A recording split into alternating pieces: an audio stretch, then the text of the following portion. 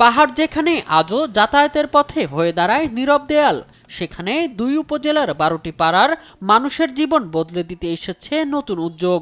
মঙ্গলবার থানচির কংলায় কাইথন স্কুল মাঠে ছিল উৎসবের আমেজ। স্থানীয় প্রতিনিধিদের হাতে দুটি গাড়ির চাবি তুলে দেন Bandarban region commander brigadier general Mohammad Ariful Islam. এ যেন শুধু গাড়ির চাবি নয়, স্থানীয়দের হাতে যেন তুলে দেয়া হলো আত্মনির্ভরশীল হয়ে ওঠার নতুন স্বপ্ন। এ দুটি চাঁদের গাড়ি এখন শুধু যাতায়াতের মাধ্যম নয়, ১২টি পাড়ার মানুষের কাছে এটি হয়ে উঠেছে বেঁচে থাকার নতুন সেতু। স্থানীয় বম তরুণরাই চালাবেন গাড়ি দুটি, আর এর আয় থেকে গড়ে উঠবে পাড়ার শিশুদের জন্য স্কুল, চিকিৎসা কেন্দ্র ও প্রয়োজনীয় রাস্তাঘাট। শান্তিতে সবাই বসবাস করতে পারে আর শান্তিতে সবাই থাকতে পারে, এটা আমরা চাই।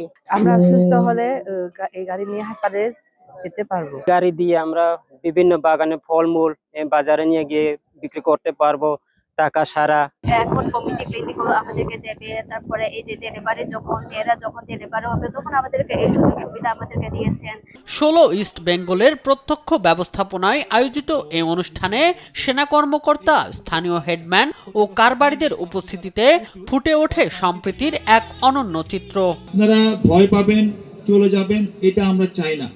আমরা আপনাদেরকে নির্ভয় দিতে চাই। আপনারা নির্ভয়ে আপনাদের এলাকায় থাকবেন, এলাকার নিরাপত্তা ঠিক আছে, শান্তি শৃঙ্খলা পরিস্থিতি ভালো আছে। আপনারা ভবিষ্যতে বর্তমানে আছেন, ভবিষ্যতে আপনারা নির্ভয়ে আপনাদের দৈনন্দিন জীবন যাপন করবেন। কেএনএ সংঘাতের ভয়াবহতায় একসময় ঘরবাড়ি ছেড়ে পালিয়ে যেতে বাধ্য হয়েছিল ২১১টি বম পরিবারের ৫৩১ জন মানুষ।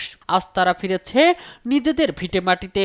নিরাপদ আশ্রয়ের পাশাপাশি এবার তাদের হাতে এসেছে ঘুরে দাঁড়ানোর নতুন সুযোগ। একসময় যে পাহাড়ে ছিল আতঙ্ক আর অনিশ্চয়তা, সেখানে এখন শোনা যাচ্ছে সম্ভাবনার নতুন সুর। পাহাড়ি পথ বেয়ে ছুটে চলা এই গাড়ির চাকা শুধু দূরত্বই কমাবে না, কমাবে মানুষের কষ্ট, খুলে দেবে সম্ভাবনার নতুন দুয়ার। এমনটাই প্রত্যাশা স্থানীয়দের।